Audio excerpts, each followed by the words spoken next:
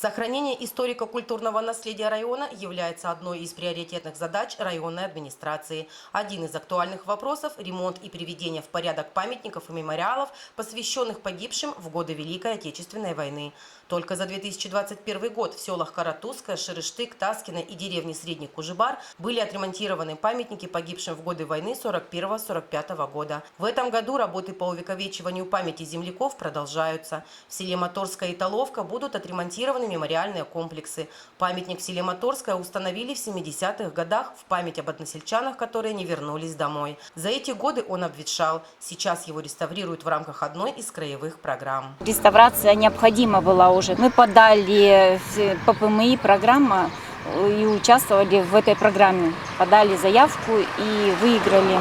Особо помогли жители села, активно участвовали. Но в реставрацию будет входить благоустройство вокруг памятника.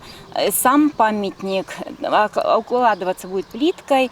И будут здесь скамеечки поставлены, цветники, как было заложено. В общем, все вокруг будет сделано.